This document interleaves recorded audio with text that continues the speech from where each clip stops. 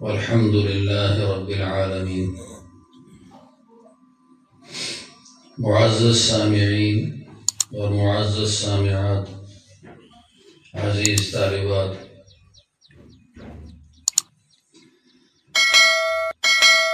دنیا کا جہان آخرت کے جہان سے بہت مختلف ہے. دنیا کا جہان اسباب والا ہے، اور یقینی بات ہے کہ اسباب پابند بھی ہیں اور تنگ بھی ہیں. اسباب خود مختار نہیں ہیں، پابند بھی ہیں اور ساتھ ساتھ تنگ بھی ہیں. اور اسباب کے اوپر اللہ تبارک و تعالی نے فنا کا فیصلہ کیا ہے. اسباب سے وہ نہیں ہوتا جو لوگ چاہتے ہیں، وہ بھی نہیں ہوتا جو اسباب چاہتے ہیں. اسباب سے وہ ہوتا ہے جو اللہ چاہتا ہے. اس بات پر یقین کرنا یہ ایمان ہے. دراصل یہ اس جہان کا معاملہ ہے. دوسری بات آپ یہ بھی دیکھتے ہیں کہ ہر سبب دوسرے سبب کا محتاج ہے.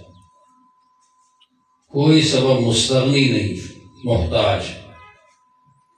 آپ اندازہ لگا لیں، سیب بڑا میٹھا ہے، لیکن اس کے مٹھاس کا اندازہ 150 سال کا بوڑھا، جس کے اندر میٹھے اور چکھنے کی صلاحیت عمر کی زیادہ ہونے کی وجہ سے ختم ہو چکی ہے، اب وہ اس میٹھے سیب کی مٹھاس کو محسوس نہیں کرتا.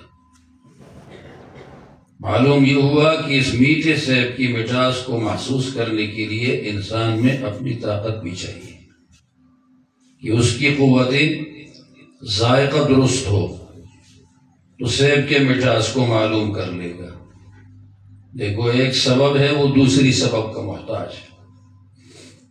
مرد ہے، یہ تمام کاموں میں یہ بھی محتاج ہے. عورت ہے، یہ بھی محتاج ہے مرد. آپ سب کو معلوم ہے، اس بات کا اندازہ لگانے کے لیے روزمرہ کاموں میں خواتین بھی اندازہ لگا سکتی ہیں اور مرد بھی اندازہ لگا سکتے ہیں کہ سبب کا محتاج ہے. ہمارے والد صاحب تھے، 100 سال سے زیادہ عمر تھی، تو ان کے لیے چائے پکائی اور اس میں چینی ڈالی خوب. انہوں نے جب اس کو چکھ لیا تو کہا کہ اس میں چینی نہیں ہے، پھر ڈالے. پھر ڈال دی. پھر اس کے بعد انہوں نے چکھ لیا، کہا چینی نہیں ہے. ہم نے کہا ڈال دی ہے. پھر کہا شاید چینی سے وہ مزہ ختم ہو گیا، مٹھاس. میں نے ان سے عرض کیا، مٹھاس کا مزہ ختم نہیں ہوا، آپ کے اندر قوت ذائقہ ختم ہو چکی ہے بڑھاپے کی وجہ سے. سبب کا محتاج ہے. آخرت کا جہان سارا کا سارا اسبابی جہان سے ماورا ہے. وہ خالص قدرت کا جہان ہے. یہاں اللہ تعالی ہر کام سبب کے پردے کے پیچھے کرتا ہے، ہمارے آزمائش کی خاطر کہ یہ انسان کام کو دیکھ رہا ہے سبب سے. ہمارے پیغمبر فرما رہے ہیں اور اللہ تعالیٰ خود فرما رہا ہے کہ یہ میں کرتا ہوں. اللہ نظر نہیں آتا، سبب نظر آتا ہے. جن کی نظریں سطحی ہوتی ہیں وہ تو اسباب میں پھنس جاتے ہیں اور سبب کو مستقل مؤثر مان کر اسی سبب کا غلام بن جاتا ہے. کافروں کا یہی حال ہے، اللہ تعالیٰ کے منکروں کا یہی حال ہے، مشرکوں کا بھی یہی حال ہے. لیکن مومن ہے، وہ کہتا ہے سبب میں تاثیر اللہ نے رکھی ہے، اس سبب کے اوپر اللہ تعالیٰ کا حکم ہے، آرڈر اسی کا ہے. سبب کو بنایا بھی اسی نے، مؤثر بھی اسی نے کر دیا، اور میری خدمت میں سبب کو پیش بھی اسی نے کر دیا. یہ کام اللہ کر چکا ہے. مومن یہی کہے گا. کافر کہتا ہے کہ سبب کر رہا ہے. اس مومن اور کافر کو جدا کرنے کے لیے، سطحی نظر اور گہری نظر والوں کو جدا کرنے کے لیے اللہ تبارک و تعالی نے دنیا میں آزمائشی طور پر اسباب کو سامنے رکھا اور پیچھے اللہ کی قدرت ہے۔ اس کی مثال ایسی ہوئی کہ ایک حساس گھرانہ ہو اور پردوں کے پیچھے سے مجمع کے اندر، ہم پرانے زمانے میں مجمع کہتے تھے، آپ لوگ ٹرے کہتے ہو، اس کے اندر کھانا اور چائے اور ساری چیزیں پیش ہو رہی ہیں، پردے کے پیچھے حاضر ہو جاتی ہیں، لیکن اندر سے بولنے والا کوئی نہیں، کسی کے پاؤں کی آہٹ بھی سنائی نہیں دیتی، اور اس کے علاوہ کوئی بات بھی نہیں کر رہا۔ تو ظاہری نظروں میں کوئی یہ کہہ دے گا یہ پردہ ہمیں سب کچھ دے رہا ہے، حقیقی نظروں میں کہے گا کہ پردہ تو ہمارے گھروں میں بھی ہے، یہ پردہ کچھ نہیں دیتا، اس پردے کے پیچھے پکانے والی خاتون کوئی ہوگی یا کوئی مرد ہوگا یا کوئی اور ہوں گے، اور وہ کھانا لا کر رکھتے ہیں، لیکن ہے بڑا تمیز والا گھرانہ کہ پاؤں کی آہٹ تک بھی محسوس نہیں ہونے دیتا۔ بس یہی معاملہ ہے کہ دنیا میں چیزوں کو اللہ رب العالمین نے پردہ بنا دیا ہے، پلیٹ بنا دیا ہے، رکھتا اللہ تبارک و تعالی ہے، اسی لیے آخرت کا جہان دنیا کے جہان پر قیاس نہ کیا جائے، یہ آزمائشی جہان ہے اور وہ بدلہ پانے کا جہان ہے۔ حضرت علی رضی اللہ تعالی عنہ نے اسی بخاری شریف میں ارشاد ان کا نقل کیا ہے، یہ دنیا ہے، ارتحلت الدنیا مدبرہ، دنیا یہ تو پیٹ پھیر کی چلی گئی اور آخرت ہماری طرف رخ کر کے آ رہی ہے، اور دنیا کے بھی کچھ غلام ہیں، آخرت کے بھی کچھ غلام ہیں۔